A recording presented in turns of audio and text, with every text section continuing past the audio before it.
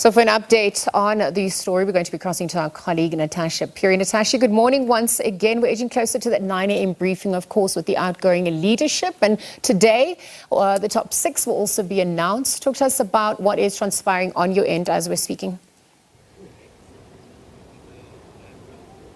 Definitely, Lizo, as we count down to that media briefing at 9 o'clock, we still have these conversations that are actually, going forward as to what will happen today with our political analyst, Mr. Sandile Swana. But just a reminder to our viewers as to what is actually going to happen today.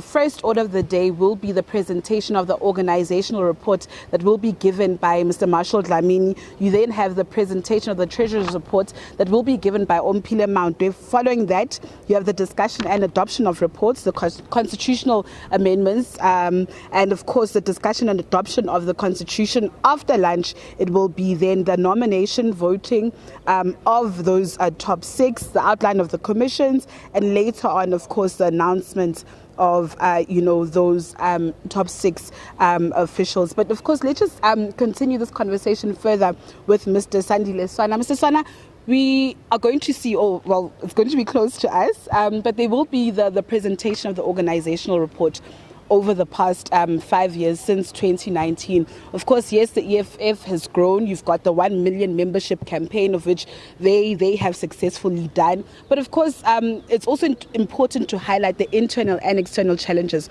of the party. Absolutely.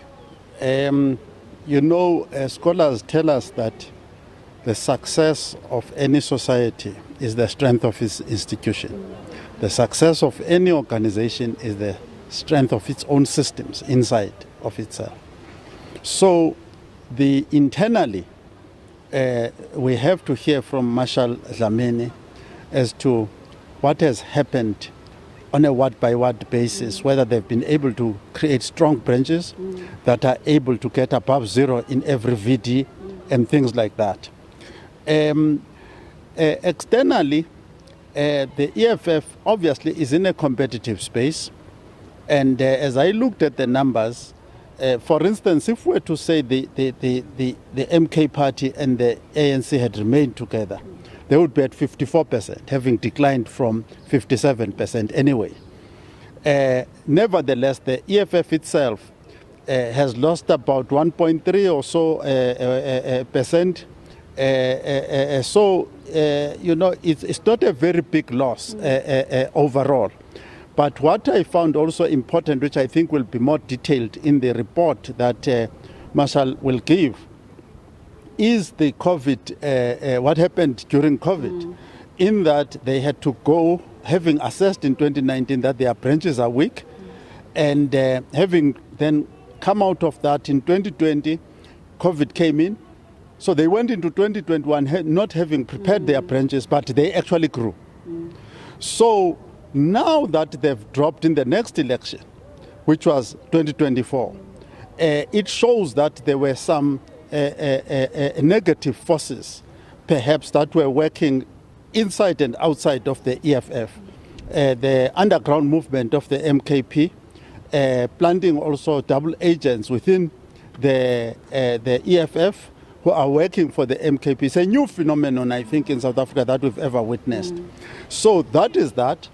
We have seen another new phenomenon where big business is very bold. On the 28th of May, 2024, the day before the national election, they published a note and warning, in fact, to the ANC that they should not form a coalition with the EFF and the MKP. Obviously, we're talking about the EFF here. And true to form, it has happened. They were excluded from the GNU. So capital in South Africa, regardless of the failing of the economy under the stewardship of both Jacob Zuma and Cyril Ramaphosa, dismal failure, capital is now running the South African economy and the South African state. Also, the right wing, represented by the DA, as we have seen on the Bella Bill, where the DA sees itself as a representative of AfriForum and Solidarity, what we regard as white supremacist type organizations, being very bold and very confident. So they are now operating in that environment.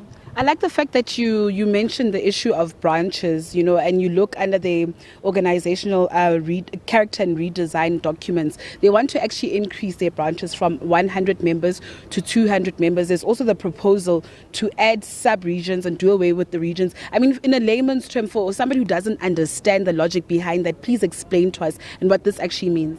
Yeah, I think it's a sensible suggestion because a lot of us, Natasha, if we're now to talk about day-to-day politics, a lot of us have lived in areas where you don't even know who is representing you in parliament. So in the EFF, it means in future, you are unlikely to get a leadership position without a constituency. So we will know that you are from Soweto and you are leading Dobson, Rockville, Snawana and Chawela. That is your constituency that you are looking after on a day-to-day. So when you stand on the podium saying, I'm now the president of the EFF, there's actually a traceable constituency that you come from. A lot of these organizations that you see out there politically, especially these ones that call themselves liberation movements, these are floaters, people who have no roots anywhere. So that is what the EFF is trying to correct. And when they say a person must rise organically, it means there must be people who can vouch for you, ordinary citizens, who say, no, we know this particular candidate. He has done a good job here. Therefore, if he needs to be voted in as a ward councillor or to be promoted within the EFF, we think this is a worthwhile person. Let's also look at, moving forward to 2026. It's a crucial year. Of course, the EFF will want to gain more wards, take over municipalities. What do you think should be entailed in their program of action? Yes, that's a crucial aspect. It needs new thinking, because what is actually happening is that everybody has now got to accept that we are not going to get an outright majority. Nobody is going to get an outright majority anytime soon, in the next maybe 15 to 20 years or even beyond. So when you think about increasing state capability, including the state of municipalities, because there's a crisis, Machabeng and other places, in the Free State, it's a crisis everywhere. In the Eastern Cape, it's collapsing everywhere. Now, you have as an intellectual organization that the EFF wants to present itself as a thought leader in South Africa, to say, what are the ideas in terms of building municipal capability and state capabilities that we can promote, that can be accepted by everybody? In addition to that, how do we make sure that we as the EFF, we always present the most capable candidate? For instance, what has happened, the EFF has worked very well with Mashaba during Mashaba's term in Joburg. And now when we see them working together again in Tshwane, which is emerging, and you look at the caliber of the candidate that they eventually tabled as a mayor, in Tshwane. So you can see that philosophy can be sold, but they need to be very aggressive, because there are organizations, especially those that are ANC aligned, that have actually brought us into a place where competency doesn't matter. Mr. Salan, thank you so much for your insights. Of course, always a pleasure speaking to Mr. Sandile Swana, who's a political analyst. He's with us throughout the course of the day. And indeed, Liesl, I will see you in the next hour. Back to you in studio. All right, thanks, Natasha. And Sandile, of course, Sandile Swana, the political analyst, and Natasha Phiri in Joburg South, bringing us all the latest ahead of day 2 of the 3rd National People's Assembly Conference, of course, for the EFF, where they set to elect their top 6 leadership.